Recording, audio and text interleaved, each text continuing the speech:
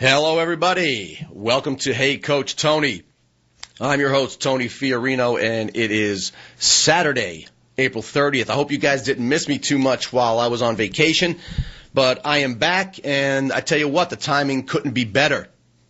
You might remember just 2 weeks ago, we talked about Kobe Bryant shouting out a gay slur at a referee, and one of our callers, Mike from Trumbull, actually chimed in and told me that we really shouldn't be looking to professional athletes any longer as role models.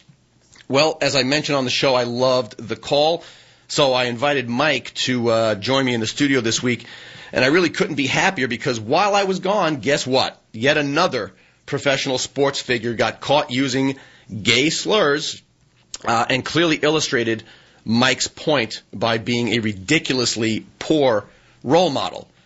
If you didn't hear, Roger McDowell, former New York Mets pitching great and current pitching coach for the Atlanta Braves, put on a show that you're just not going to believe. Mike and I are going to be talking about that later in the show, and as always, I'll be taking your calls at 855-HEY-COACH. That's 855-439-2622. But before we get to that, I want to go over a story that I caught wind of this week.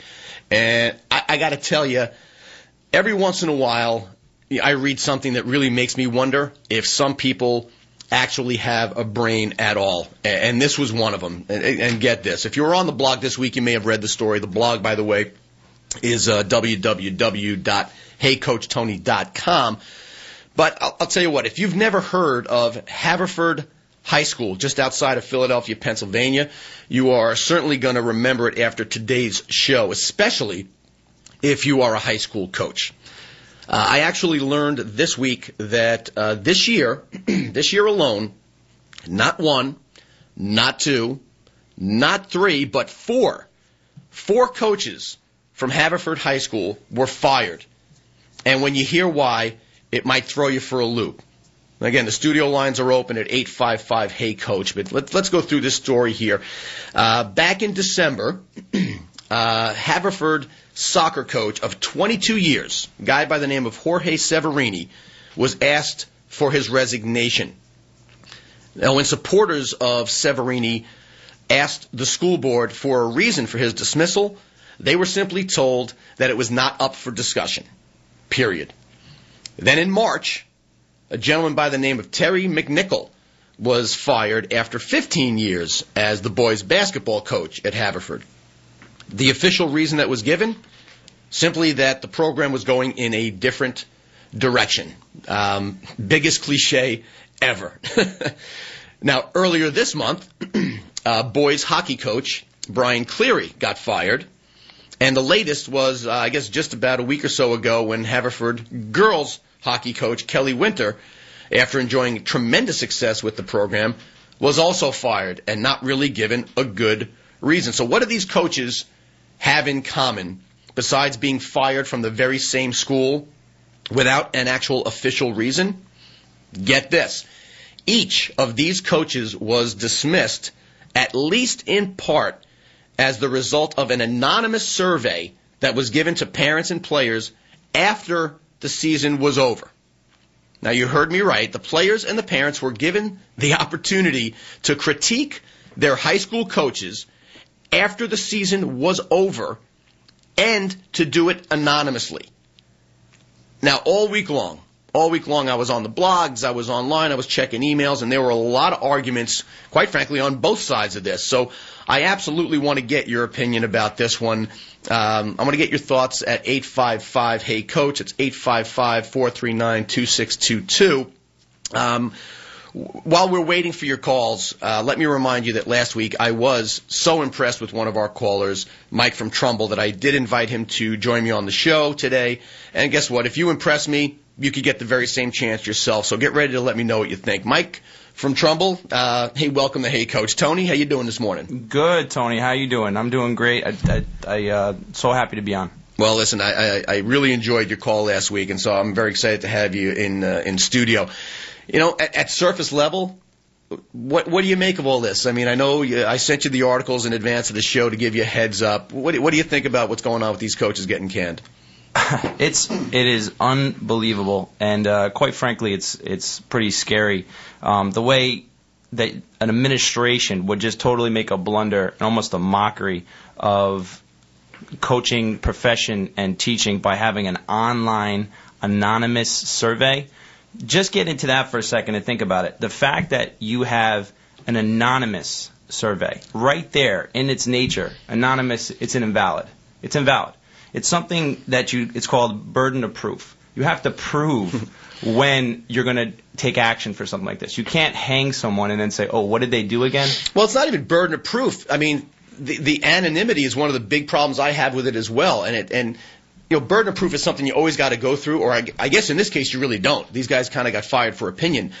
But if I say your name is not going to get tagged to anything that you're going to say about Coach Knucklehead, and it's after the season, and I will tell you, any season that ends on a loss, and by the way, if you are not a champion, your season ends with a loss.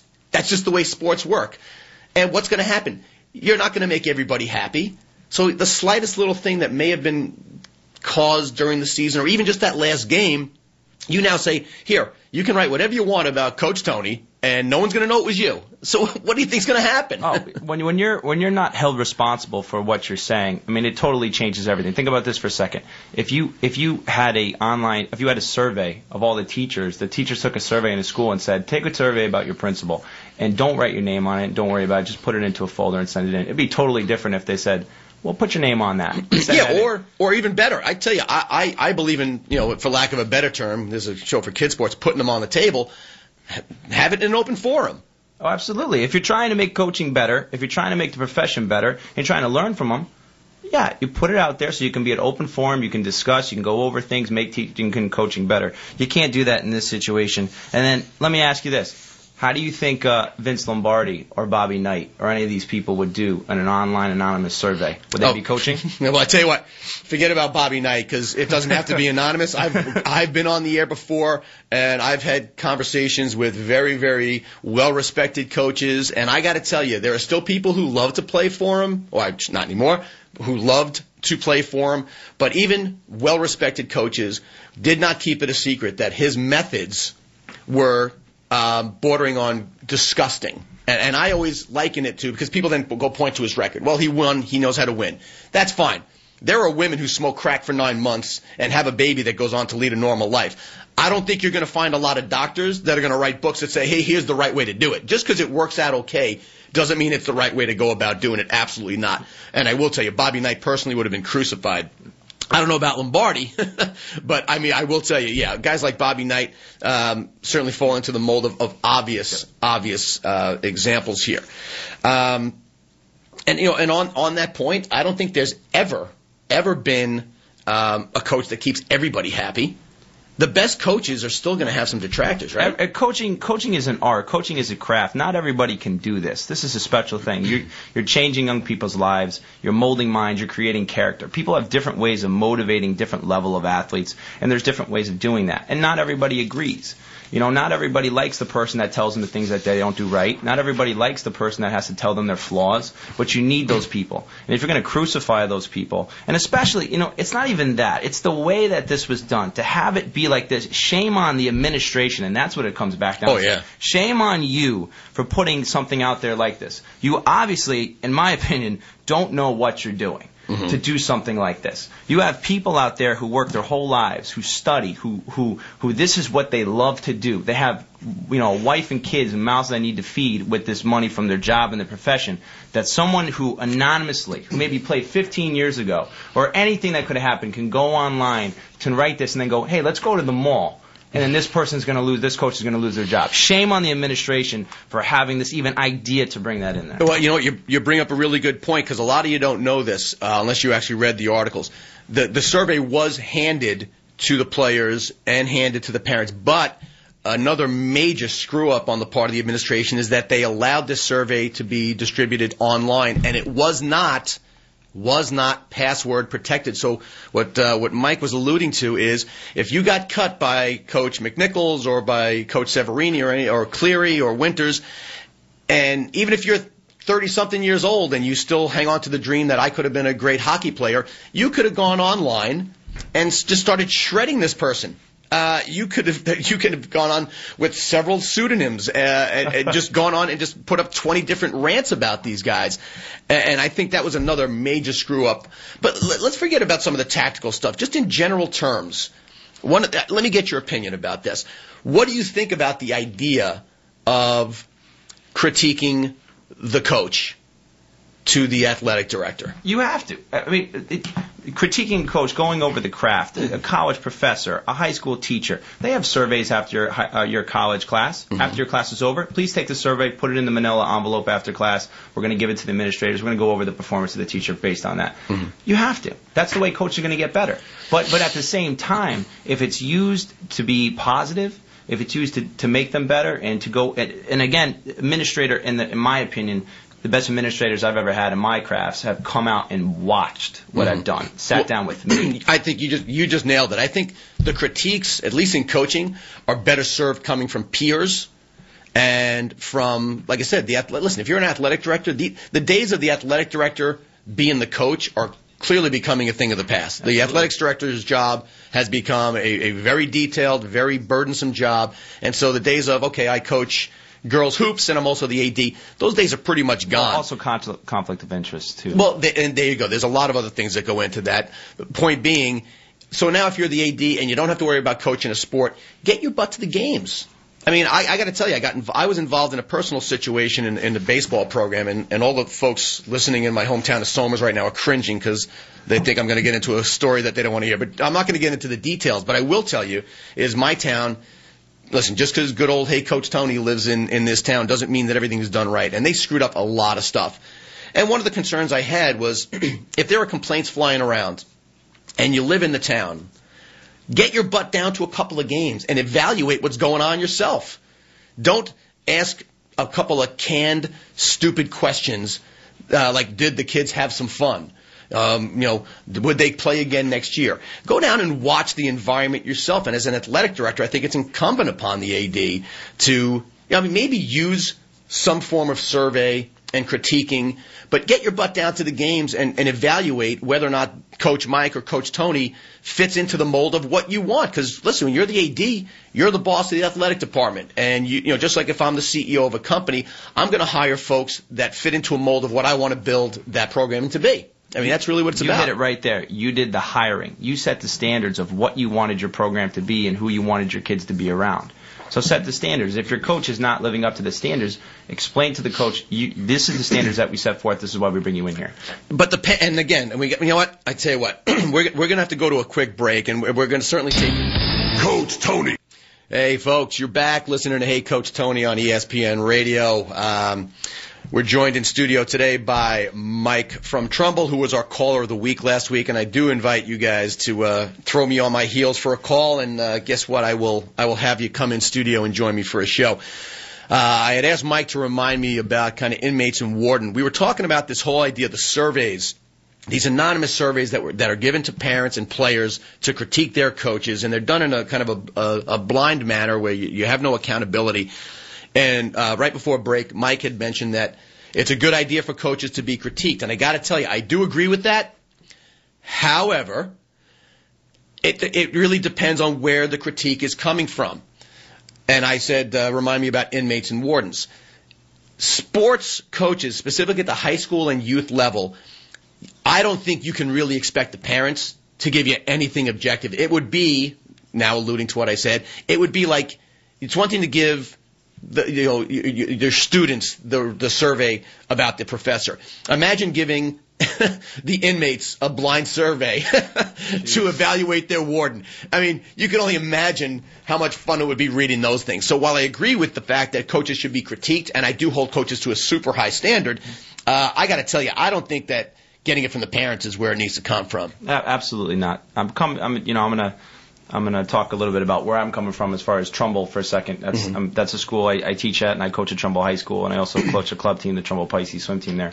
And what the high school does that I really like is when we do our coaching evaluations at the end of the season, we sit down with all the coaches on our staff. We fill out evaluation forms, what we thought about other coaches, what we liked about the year, what we need, and we sit down with the athletic director and we talk about everything. We go over all the different issues, things that maybe we liked, maybe we didn't like, what we can improve on. We don't just throw it to the wind or absolutely not have a open survey to people and their opinions. Especially sometimes if we're the professionals and we know what we're doing, there used to be a way of thinking of respect and looking at teachers and professionals of this coaches as the highest level, and we show them the utmost respect. A lot of like Japanese or Asian culture, even European, look at those, and then we look at them and say, look how disciplined they are, look at the way they are. Can you ever imagine having an online anonymous survey to a Japanese coach? Or it would never happen. But it's just our coach is almost like an American Idol style. Well, call in anonymously and tell me what you think, and that's the way we're going to kind of look at it. People who have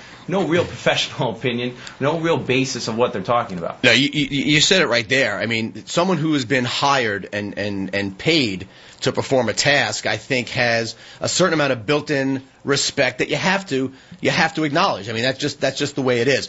All right, you know what? We got I believe we have Carl calling in from New Paltz, who's on the line. Hey, Carl, you're on Hey Coach Tony. How you doing this morning? Good. So what do you make of all this, Carl? It's interesting. It's the way life is now, I guess, but I've been coaching for 32 years, and it definitely wasn't like this in the beginning. I mean, all this stuff, I think, just started changing in the last 10 to 15 years. Hey, you still coach? Yes, I do. What do you coach? I coach varsity football. Oh, okay. Well, and I hate using football coaches as a stereotype, but hey, Carl, let's face it, football coaches tend to fit a nice little stereotype. I would assume, by the sound of your voice, I don't think there's a whole lot of anonymous surveys going around at your school with regard to critiquing you. Am I correct? Carl, did we lose you? I think we lost Carl. I got you. Oh, so what I was saying is, I don't think there's a whole lot of anonymous surveys going around your school critiquing your performance. Am I correct? Definitely not. Well, but let me ask you this. Coaching 32 years, I'm going to use the term old school, if you don't mind. That's fine. How do you interact with parents in general? Do you have kind of your preseason meeting? Do you keep them at arm's length? Do you tell them, hey, guess what? I'm the coach, and that means I never talk to you? What's your philosophy on dealing with your own parents groups? Kind of a little bit of everything. I kind of keep them informed as to what's going on. I do a lot of send them some memos and some information before the season. We have a lot of meetings, more with the kids than with the parents, and get the information out there. And I'm available, every day if something is going on. But I haven't really had a lot of feedback from the parents. We've been pretty successful, and I think that blends a lot into it. Okay. But otherwise, it's business as usual, and we're the coach and they're the student, and we go from there. I mean, we're put in that situation because we're professionals, and they have confidence in what we're doing, and that's the way it should be. Question for you, and this is kind of a layup question. What's the biggest complaint as a coach you get from parents as it pertains to their kids? I don't know. It would probably be, hinting about playing time. Hinting? Well, hang on a second, Carl. Hang on a second. Did you just say hinting? I've never met a parent that hints about playing time. I've had parents talk to me about it, and it's not like they usually just don't. I mean, maybe it's because I've been doing it for a long time. They usually just don't come right out and say like, "Oh, when's my son going to get to play?" It's more like they're kind of hinting around that, oh, my son's pretty good at this or pretty good at that, like trying to build the kid up to try to get him more playing time in that way. Okay. But that's probably the general one that most coaches would would probably have to deal with. Absolutely. So now I'm just going to ask you the last question before I let you go. If I'm, by the way, I've never met a coach, unless their kid plays every minute of every game, I've never met a parent who's happy about their kid's playing time. So let's assume all parents have a little bit of a gripe about playing time. What do you think that's going to do once you put an anonymous survey in their hand to evaluate the coach? I think, my opinion is as soon as you say the word anonymous, everything is gone. I mean, you just right there, you've given them a loaded gun and said, go ahead, take your shot. I mean, once you say anonymous, things are gone. I mean, they have no there's no repercussions for the person. They can write anything they want down about anything that could have happened, the smallest little thing that could have happened years ago. And they take nothing into consideration of the fact that this person is a professional who studies, who works hard, who's been maybe successful for a long time, has touched the lives of maybe hundreds, sometimes thousands of people, and they don't take anything into consideration along those lines. No, you're right. They hand a loaded gun. Not only do they hand a loaded gun, they say, guess what? Go shoot whoever you like, and you're not going to have any consequences. Hey, listen, Carl, great call. Thank you very much for joining us on the lines today. I think Mike, he brings up a very, very good point, and it really comes back down to this whole idea of anonymity. And I think, by the way, I'm not letting these idiots at Haverford off the hook. They're sticking to their guns on this stupid anonymous survey. If you're listening, and I know some of them are, because I actually had quite a bit of stirring up in the Philadelphia community. They talked about this, and I know a lot of the coaches are listening in. Jorge Severini, who was the first guy who got fired, actually contacted me last night. He's got a lot going on today. He's actually going to try to call in if we can get him. These idiots got to change something. Something ain't working. If there's even the slightest bit of uproar, you got a problem on your hands. And instead of saying, well, we made this rule, and as stupid as it is, it took us a long time to figure out, we're going to stick to our guns. That's where the real problem is. They're not budging. I've asked this question. I've talked about this issue to a lot of different grades. I've actually talked about this with my high school classes, my high school team. I've talked about this with elementary school kids. And it's amazing. Even elementary school students know that this is wrong. It doesn't take a genius to figure out that this is wrong. So you have an administration who put this in place idiotically, and they're sticking by it. What do you do now? I don't know. I don't know if this is. Maybe I'm going out on a limb. Is this illegal? No. I would almost say it is so bad. There has to be someone. The administration somehow has to be held accountable so this never happens again. I don't know what the extreme to do that is, but it needs to go there. Well, you know what the extreme is going to be? It's going to be somebody hiring another bottom-feeding scumbag lawyer who's going to represent one of these cases. Now, again, I hate to use scumbag in this particular case, but that's just what most of them are. But in this case, I would support that. But here's the problem. The schools aren't saying it's because of the surveys. They are alluding to it. They're not saying you got fired because 3 people, and in one of these cases, it was 3 negative reports from a team that had 27 kids. That's a fact. So they can't say you got fired because of it, and that's why they're covering their butts. But the fact is, it's just stupid, and you're going to lose good coaches. I know 3 of the 4 coaches that were fired were very successful. These guys went to state championships. They had winning records. I think the hoops guy is the only one that didn't have a winning record, and he had more supporters than anybody else. All right, listen, I know we got some folks on the line, but we have to go to a quick break. Please bear with us. The phone lines are 855-HEY-COACH. And listen, we are having some fun here with Mike from Trumbull this week, and I do want to remind you that Mike is live in studio this week because he was our caller of the week. But what I learned this week, and Mike has actually let the cat out of the bag, is that he is actually Coach Mike Ferraro from Trumbull High School in Trumbull, Connecticut, and he has a pretty impressive background. He played quarterback. He swam competitively in high school. He was 4-time swimming All-American at Southern Connecticut State University. He is currently the head swim coach for Trumbull High and also for the Trumbull Pisces Swim Club. He's also the assistant football coach at Pauling High School in Putnam County, New York. Well, I guess we got to make you coach of the week as well. So congratulations, Mike, for your contribution to the show and the work that you do with our kids. You get yourself one of these. If people on YouTube can see it, it is the Hey Coach Tony T-shirt. This superior quality T-shirt is courtesy of Signature Marketing of Connecticut.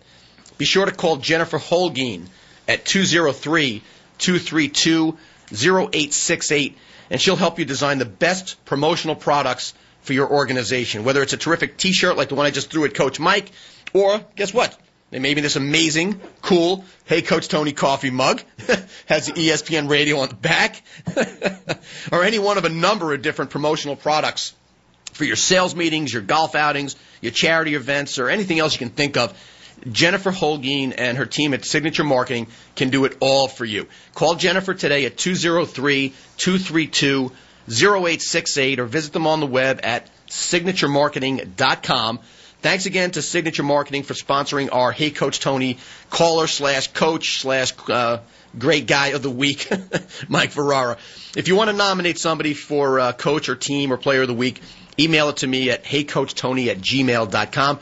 You're listening to Hey Coach Tony on ESPN Radio. Stick around. I'll be right back. Coach Tony. Hi, Coach Tony here, and you know how much I love... How much Coach Tony can we get? All right, guys. Hey, you're with Hey Coach Tony this lovely Saturday morning, and we're talking about this ridiculous bunch of crap, and that's what I'm calling it. This school in Haverford High School outside of Philadelphia, PA, has been issuing these anonymous surveys where parents and players and the janitor and anybody who cares to can critique the coaches. And what's happening, based on this genius move, is coach after coach after coach is getting fired.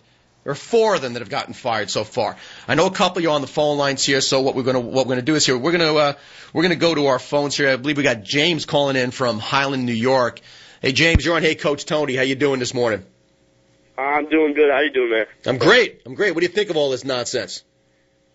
Well, I'm actually in high school. I play baseball. I had this coach that, if he was put under the survey, would not pass it. Okay. He's just not a very nice man to personally know. But I will give him the credit. He's a great coach. Throughout my life, I've had, the softy coaches, just do whatever you want, play whatever you want, that sounds good, whatever. You want to play here, play there. With this guy, it's you listen to me or you can leave. You can get kicked off the team. I don't care. Okay. I see those guys almost as father figures. And the kids that don't really have good, like let's say parents, like father figures, these guys, these coaches are kind of seen as father figures. And, these kids need guidelines. Well, I don't disagree with that. What's your point? Because of his style, the parents would probably dislike him while the players like him? Absolutely. So what do you think should happen to this guy? I don't agree with the whole thing. No, in this case, this guy who coaches you, James, do you think he should keep his job as coach? I think he should. Okay. Because I feel like coaching should be about coaching, not about how the person acts. And do you think the parents, I hate to say it, short of a coach physically assaulting you or mentally abusing you, what do you think the parents' role, you're a kid, right? You're in high school, you said? Yes, sir. All right. What do you think your parents' role should be in whether or not the coach has a job? What should your parents' role be? Parents' roles? If the kid has, wants to tell the parents, however they feel about the guy, I'm going to be honest, I really don't know. All right, so let me answer this one for you, and I bet Mike's chomping at the bit here, so I'm going to let him do it too.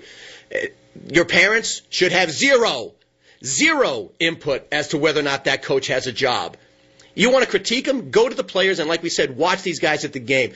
James, great call. Mike, what do you think about what he just had to say? Well, I coach a club team that has 120 kids on it, and you deal with 2 sets of parents, the mother and the father, for the most part, not all the time, but what I tell parents that are overbearing, like if a parent is leaning on the railing watching their kid at practice, way too involved, I try to tell them your number one job is support. You support. You help them out on good times and bad times, but you never let them see your displeasure in their own play. And if they have to come to you with a situation or a problem, then you help support them and deal with the best way to do it. You don't live through them. Mm-hmm. You don't try to be controlling of what they do. And it's very, very hard because parents, number one, are naturally hovering over their kid because they don't want their kid to ever fail. Mm-hmm. They don't have especially today's parent, I find, I still have parents that come to me and say, okay, well, how do I tell my kid they're not very good at something? And I say, well, listen, that's what your job is. Yeah, and you don't have to necessarily say, here's what you're not good at. I know you're kind of paraphrasing. Listen, every kid, especially when they're young, they're trying out new stuff. And so, a lot of the conversation has to be focused around, hey, here are the things that if you really like the sport and you want to get better, here are some things that you're going to have to do. It's not a bad thing. I do it with my kids all the time. It's not a bad thing. It's if Derek Jeter and A-Rod can have a coach, it means they're improving. If they can improve, you better believe that you can improve too. And there are always going to be things that you can do to make yourselves better. And I think one of the things James had kind of been pointing to, even though he stumbled through it miserably. He did. But I do appreciate a high school kid calling into the show. What the parents think is best for their kid is a very, very myopic view. Some parents will look at a coach like James just described and say, overbearing, he's too hard on the kids. And there are kids, and by the way, it's most of the kids, they don't want the coddling coach. They want and they need the discipline and the structure that comes along with a coach running a team. You're talking about, in some cases, 14, 15-year-old kids. You're going to leave them to their own devices? No, that's how you feel. I always draw the parallel. You never want to be their friend first. You want to be their coach first, because I had a coach in college, and my buddies who went to Mercy College right now are biting their tongues in half. This coach, off the field, we loved, because he would take us to places that I know I don't want my kid to go. He was a young guy, and he would just let us do things we shouldn't have been doing. So off the field, we loved the fact that he was around. On the field, when he tried to put some discipline in place, what do you think happened? We laughed at him, literally laughed at him, because this bozo, who had no right really being in charge of children, much less, men, bordering on men in college, was doing everything the wrong way. And, the fact is, you got to go to the kids and not just say, is he good or bad, but you have to talk about what is being done. Is he a bad coach? Why? And if a kid comes to me and says he's a bad coach because he doesn't let us screw around the bus, he makes us be quiet on the bus, or he makes us do this, I might look at that and say, thank you for the input. He's not a bad coach. He's actually a good coach, and he's what I want in my program. You disagree with that? No, I totally agree. I think it comes down to two things. I think, number one, the coach, you have to have content, meaning that you have to know what you're coaching, and you have to be good at coaching what you're coaching and communicating. The second thing is there has to be a respect level. Now, there's coaches coach, and there's players coaches, and you know that difference there. Mm-hmm. Bill Belichick or Tom Coughlin or Rex Ryan. They're two totally different types of styles. Yep. Both carry a respect from their athletes. Both are great content teachers of what they're doing. That's why they're able to get it to their athletes, and they're able to be successful. But the bottom line is that, and I had all different kinds of coaches, just I'm sure as you did. Mm-hmm. You just said one of them. I had coaches growing up that were, I thought they were amazing.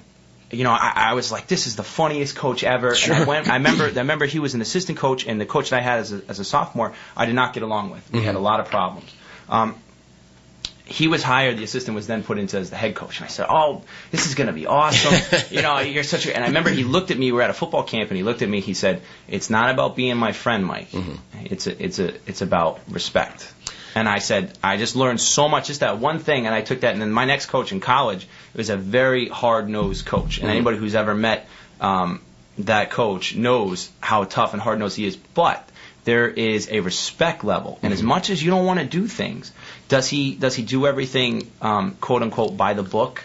No, but you respect him and you get better, and then after you're done, everybody turns out to be a coach because they love what they learned from it. You nailed it. I mean, you don't even have to necessarily like your coach first. Forget about what the coach is supposed to do. As a player, your priority one is to respect your coach, not to like him.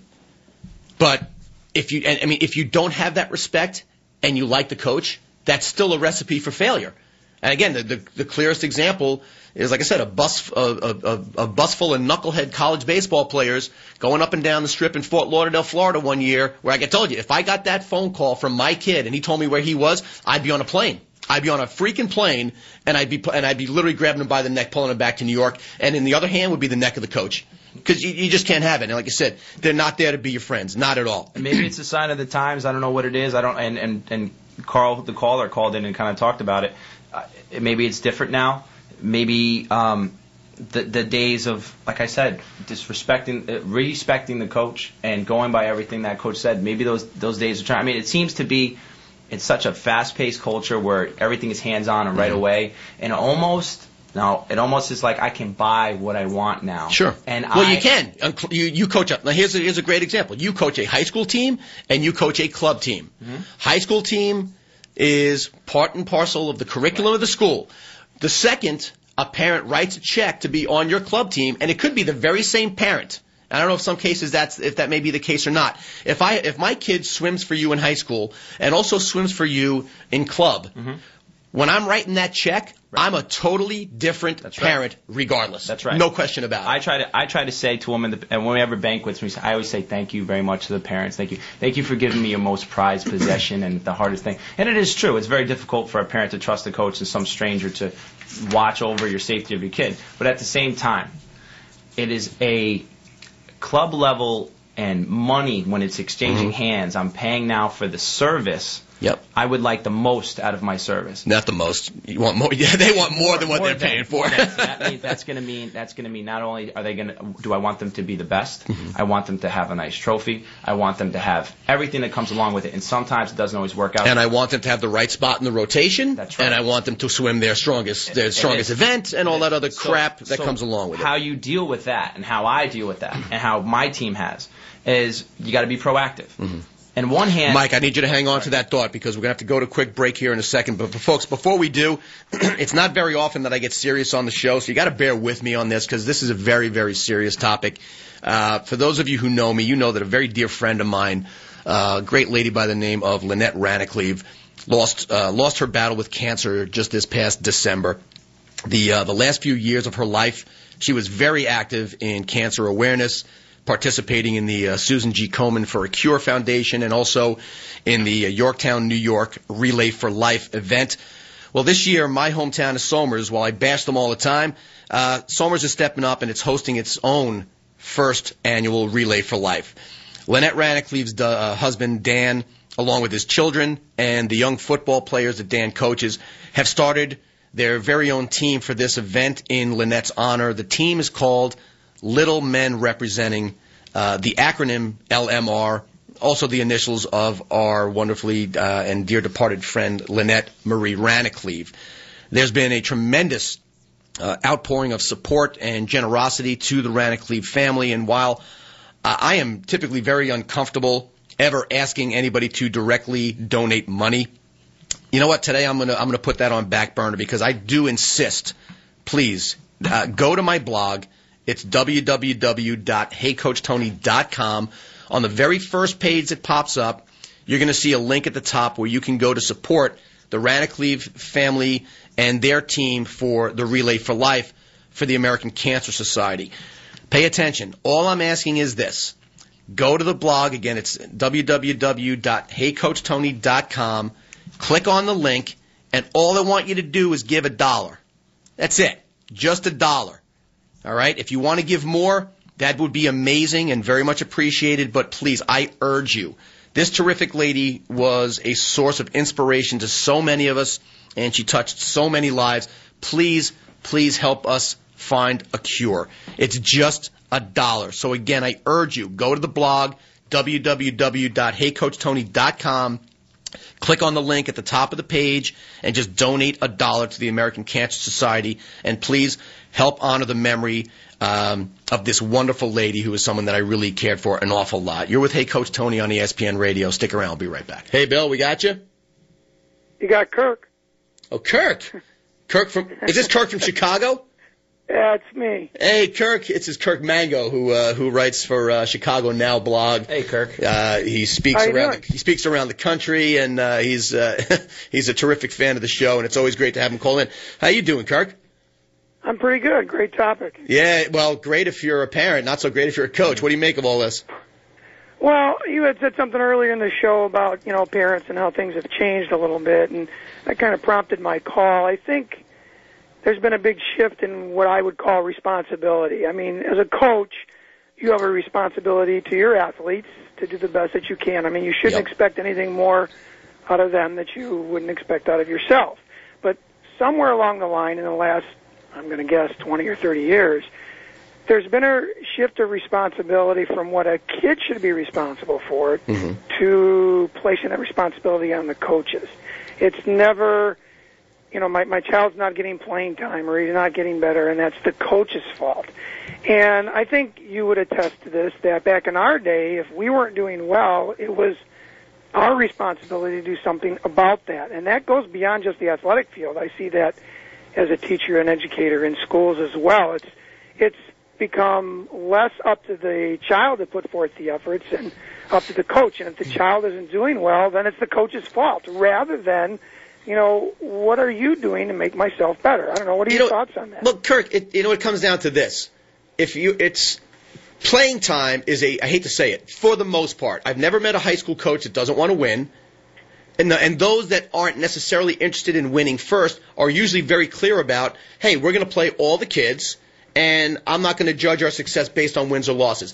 Other than that, playing time is the best gauge or the glass of water in the face of the parents as to how talented your kid is. If your kid deserves more playing time, I've really not met many coaches that don't give it.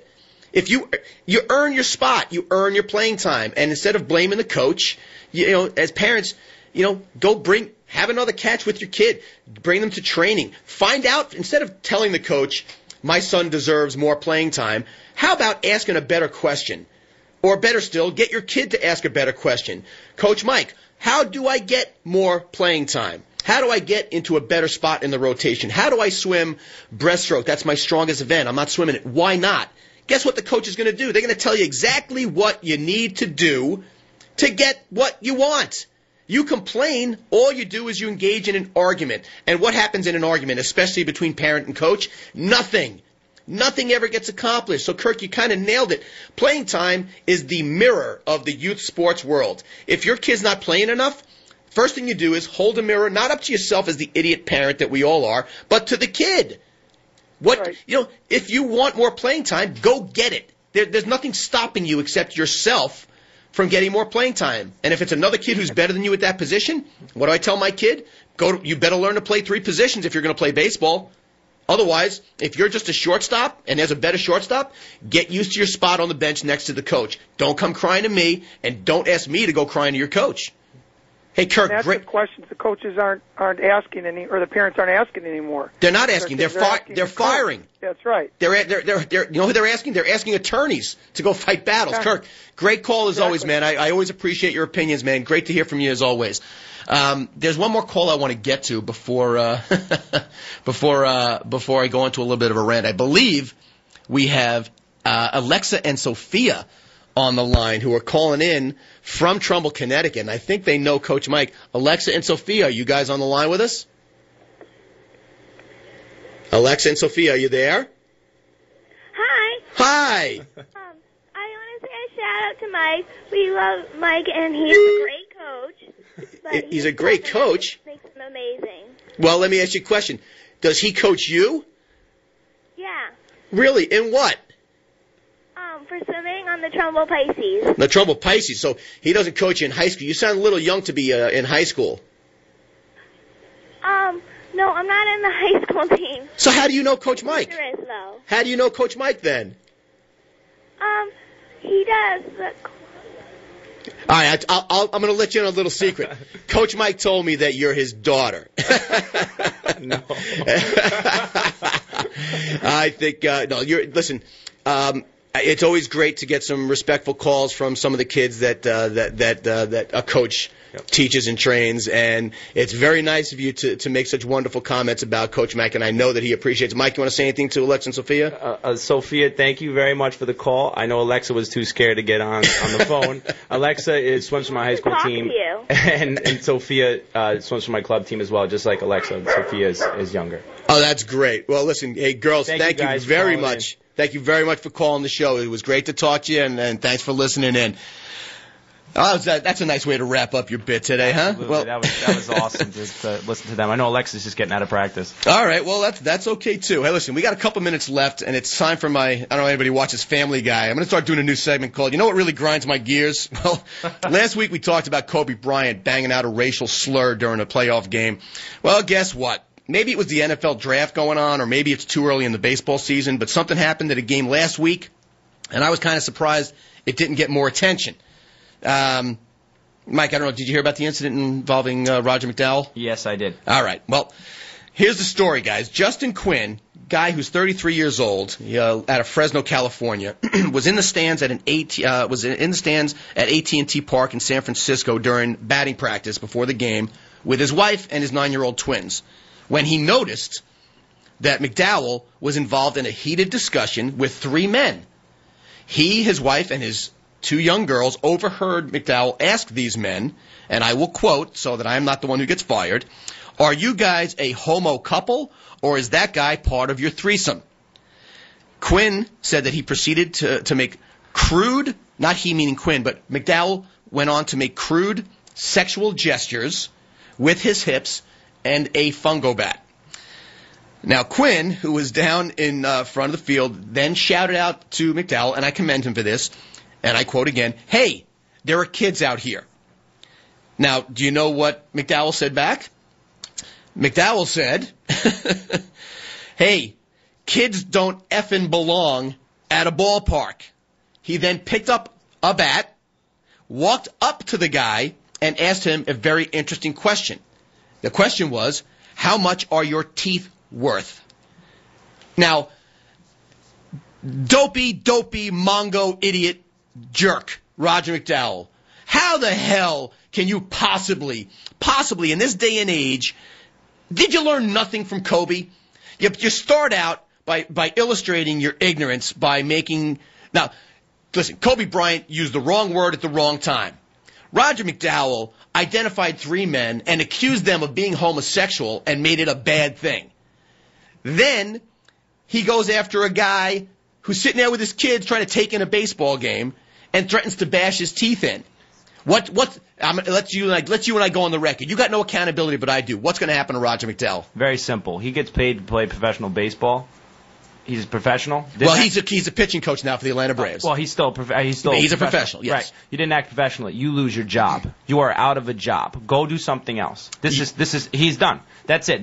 There's always going to be stupid people or do idiotic things. I don't know if he was drinking. I don't know what the situation was there. I would hope that that's what would be happening because I don't want to ever think that a normal person in the right mind would do that, especially a person who is working with other athletes. You lose your job. You're done. In any profession that you do that. I couldn't agree more. I mean, McDowell did apologize, obviously, because you can't, listen, you can still say Kobe Bryant could have figured out another word because all people did was read his lips. Roger McDowell was quoted, and he then went on the record and said, "I'm deeply sorry that I responded to the heckling fans in San Francisco on Saturday. I apologize to everyone for my actions." This is too far. You lose your job. You have to make an example. No question. The Braves went on record, said, "We're concerned by these allegations and the behavior described by a witness today. This in no way represents the Braves organization and the conduct we expect of our employees." That was pretty weak. Bud Selig went on record. "I was informed today that McDowell, a coach of the Braves, is being accused of engaging in highly inappropriate conduct toward fans at a game in San Francisco. Although I do not yet have all the facts regarding this incident, the allegations are very troubling to me. The Atlanta Braves have assured my office that they will immediately investigate the allegations and report the results of that investigation to me. After I have all the facts, I will make a determination of how to proceed." You know what, Bud? Step it up, guy. You can bring up the music, Steve, all right? Bud, step up and do the right thing here. This guy crossed the line, and he is representing not only the Atlanta Braves, he is representing Major League Baseball. To say the kids don't belong at games, you're an idiot. To use the gay slurs, even more idiot. I think McDowell's going to get Mongo of the Year. Hey, folks, a great hour of my life again. Thanks for listening. Thanks for the calls. We'll see you next week. Thank you.